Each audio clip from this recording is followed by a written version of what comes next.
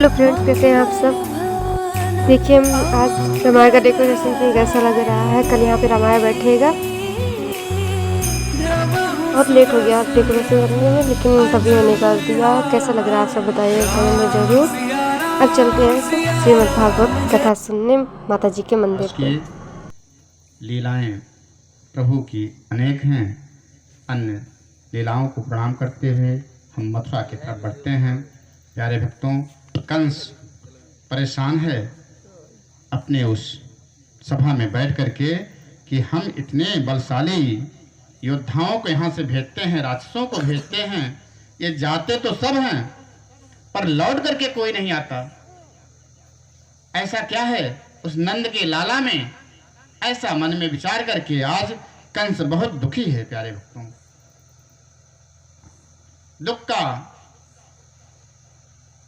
आज उसको इस तरह से बादल जैसे घेर रखे हैं कि उसके दुख का कोई परावार नहीं है।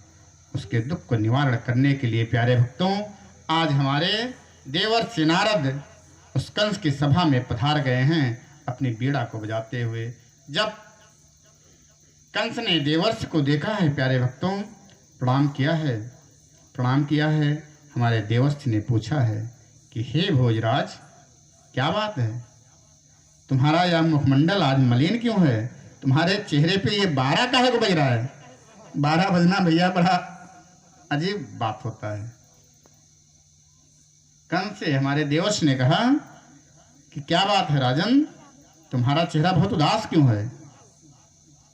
आज कंस ने कहा, हे देवर्षि, मेरे उदासी का एक कारण है, दुख का एक कारण है कि हम यहाँ से भेजते तो हैं, हमारे बहुत बलवान राक्षस जाते हैं, एक से एक बड़े योद्धा यहाँ से गए हैं ब्रज को। गए तो सब हैं, ये डिंग हाँक करके कि मैं जा रहा हूँ, उस लल्ला को अभी समेट के लेके चलाऊंगा, उसको अभी मार के चला। वहाँ के जो ग्वाल वाल सखा थे वो सब प्राय लालायित हुआ करते थे, पर आज उनको सुबह जाना है। इस खबर को सुन करके लोग कितने व्याकुल होंगे, इसका अंदाजा हमारे प्रभु को था। प्यारे सज्जनों, आज सब लोग शयन किए हैं, सुबह जगे हैं और जग करके नित्य क्रिया को किए हैं और बाबा का आदेश हुआ है कि हम सबको मथुरा चलना है।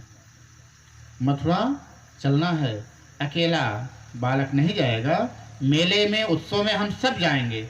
आदेश हो गया है, सारे ब्रजवासी जो थे सब अपने अपने घर से जो जिसके पास उपहार था सब उपहार को लेकर के प्यारे भक्तों सब तैयार हैं जाने के लिए। पर ग्वाल बालाएं थी प्यारे भक्तों, आज रास्ते में आकर के खड़ी हो गई हैं। हे कृष्ण, तुम जा रहे हो तो हम लोगों को किसके सहारे छोड़ के जा रहे हो? हम कैसे जिएंगे? शरीर से प्राण जैसे निकल जाए, तुम्हारे जाने से हम सब मृत के समान हो जाएंगे। और हमारे प्रभु ने कहा, हे देवी सुनो, मैया सुनो, मैं आज जा रहा हूँ, कल मेला देखूंगा और परसों फिर आ जाऊंगा। इतना मोहलत दे दो मैया। हे देवी, आप लोग मुझे इतना मोहलत दे दो, मैं आज जा ही रहा हूँ, कल मेला देखूंगा और परसों आ जाऊंगा। ढाढ़स बना करके प्यारे भक्तों आज क्रूर जी के रथ पे बैठे हैं, चल दिए हैं रास्ते में। मैया कालिंदी पड़ी हैं, वहाँ पे स्नान अक्रूर जी ने किया है। कहा है कि हे कृष्ण, हमको थोड़ा स्नान करके वंदन करना है, तुम लोग रथ पे बैठो, हम स्नान करते हैं। प्यारे भक्तों, लीला प्रभु ने दिखाया। अक्रूर जी को दिल में भय था, हृदय में भय था कि मैं लेके जा रहा हूँ इन पुत्रों को और यह जो कंस है यह छोड़ेगा नहीं। उनके भय को दूर करने के लिए आज प्रभु ने अपने रूप को उस नदी में दिखाया है, जल के अंदर दिखाया है। जब डुबकी को लगाते हैं तो जल में हमारे प्रभु दिखते हैं और जब ऊपर आते हैं रथ में ताकते हैं तो रथ में बैठे दिखाई देते हैं। पुनः क्रूर जी ने जल में डुबकी लगाया है। कह रहे उनको वहाँ बैठा के आए थे, यहाँ कैसे दिखाई दे रहे हैं, हमको कुछ ऐसे भ्रम हो गया है। पुनः उन्होंने डुबकी लगाया है प्यारे भक्तों, पुनः वो जल में दिखाई दिए हैं। भ्रम दूर हुआ है। प्यारे भक्तों, स्नान किए हैं और स्नान करके रथ आगे बढ़ गया है। बाबा का रथ प्यारे भक्तों आगे गया था। वो आगे पहुंचे हैं, नगर के पहले शिविर लगा दिए हैं और यहाँ से हमारे मुरली मनोहर घनश्याम बाकी बिहारी जी, आदेश हो आपका, यदि आदेश हो आपका तो बड़का भैया कहा थे कंधा दिखा लाई, चला जाए घूम आई। बहन कौनो जरूरत ना है तहार ब्रज ना है कंस की नगरी मथुरा है और तुम उजट हो। तुम उसी तरह यदि यहाँ बर्ताव करोगे ना तो लफड़ा हो जाएगा, इसलिए कहीं नहीं जाना है, रुको। प्यारे भक्तों, लेकिन समय कम है, कथाओं को सारांश से ही कहना उचित समझते हैं। जिस समय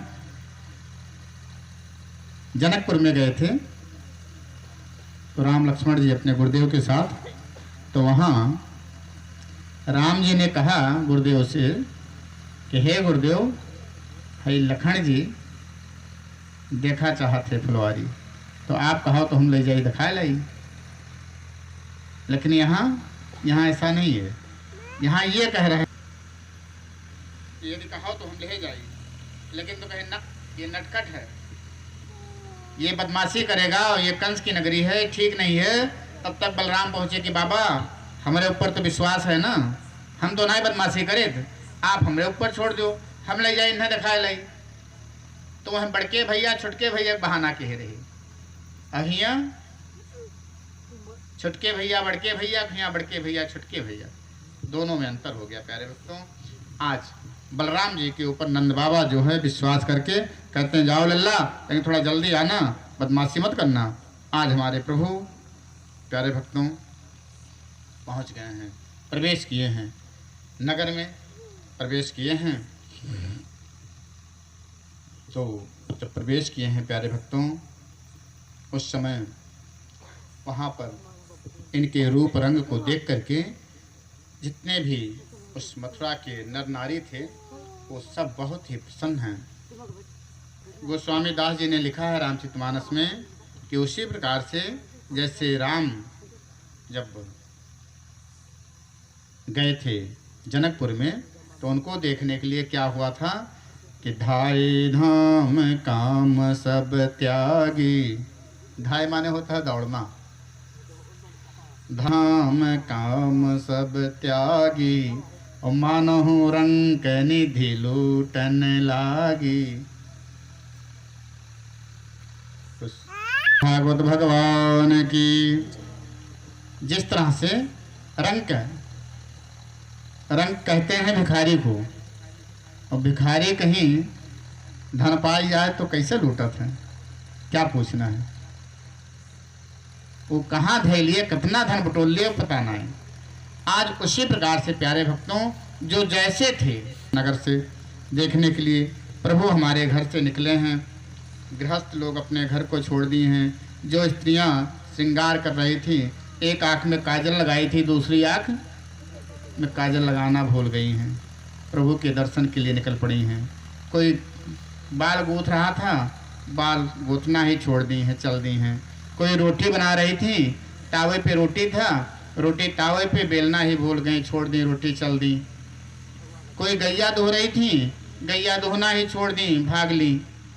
प्यारे भक्तों, इस तरह से प्रभु के दर्शन के लिए सबके सब उमड़ पड़े हैं और हमारे प्रभु चल दिए हैं नगर को घूमने के लिए, घूम रहे हैं, देख रहे हैं। प्यारे भक्तों, आज घूमते घूमते ग्वाल बालाओं ने कहा उनसे, उनके सखाओं ने कहा कि हे कृष्ण, जरा संभल के रही हो, तुम्हारी आदत बड़ी खराब है और तुम ब्रज की तरह रहोगे। ये अपना वृंदावन नहीं है, ब्रज नहीं है, ब्रजधाम नहीं है कि चाहे जिससे जिस तरह से बात कर लोगे। यहाँ की जो छोरियाँ हैं, जो लड़कियाँ हैं, जो स्त्रियाँ हैं, उनसे तुम बदमाशी मत करना। कृष्ण का कोई बात नहीं, ये मामा का घर अपना है और मामा का घर अपना घर होता है। कोई चिंता कर रही हो की बात नहीं है। हे मित्र, तुम लोग बिल्कुल निश्चिंत रहो, ये मामा का घर अपना घर। प्यारे भक्तों, ऐसे हंस करके बोलते हुए वो लोग आगे पहुंचते हैं। संयोग से प्यारे भक्तों, वहाँ पर एक सामने से गट्ठल लिए हुए धोबी दिखाई पड़ता है। धोबी दिखाई पड़ता है। अब ये लोग देखे जब धोबी को तो बुलाते हैं, क्या, ए मामा, मामा जी। अब धोबी गट्ठल लिए देखता है कि यहाँ कौन, मेरा भांजा आ गया। देखा, कह रहे भाई तुम कौन? कह रहे सुनिए मामा जी, सुनिए, तुम हमारे कैसे भांजे? कहीं सुनो, यहाँ के जो राजा है ना कंस, वो मेरे सगे मामा हैं, और मामा के राज्य में, मामा के घर में जो है वो सब मामा हैं। अब उसको क्रोध आ गया प्यारे भक्तों, धोबी को क्रोध आया और वो लगा बकने उल्टा सीधा। अरे दुष्ट, ग्वाले कहीं के, जंगली कहीं के, जंगल में गैया चराते चराते तुम्हारी बुद्धि जो है वो भ्रष्ट हो गई है। तुम लोग क्या जानो? प्यारे भक्तों, उल्टा सीधा कहने लगा। हमारे प्रभु उसके वस्त्र को लेने की इच्छा के लिए उसको बुलाए थे, पर वस्त्र देने की बात कौन कहे? वो कहने लगा कि कभी इस वस्त्र को देखे हो तुम लोग, जंगली कहीं के? गैया चराते चराते तुम लोगों का उम्र बीत गया, इतने बड़े हो गए और इस वस्त्र को मांगते हो। प्रभु को जरा सा क्रोध आया प्यारे भक्तों, तो प्रभु ने क्या किया कि रजकस्य क्राग्रेण शिरसा दबायतः। प्रभु को जरा सा क्रोध आया तो अपने क्रोध को प्रभु ने नहीं संभाला और एक तमाचा दिया। एक तमाचा दिया प्यारे भक्तों, तो क्या हुआ, उसका जो गला था वो धड़ से अलग हो गया। उस रजक का, रजक माने धोबी, उस धोबी का जो सर था वह धड़ से अलग हो गया। तो तमाचा मारे से कैसे भैया अलग हो सकता है? अरे सर उत्तर है तो थप्पड़ मारने से पश्चिम हो सकता है, पूरब हो सकता है, और जोर से थप्पड़ लगा तो घूम करके दक्षिण हो सकता है, घूम सकता है, लेकिन अलग होना थोड़ा मुश्किल विषय है। लेकिन नहीं, ऐसा नहीं प्यारे भक्तों, प्रभु की कथाओं में कभी शंका नहीं करना चाहिए, ध्यान देना चाहिए।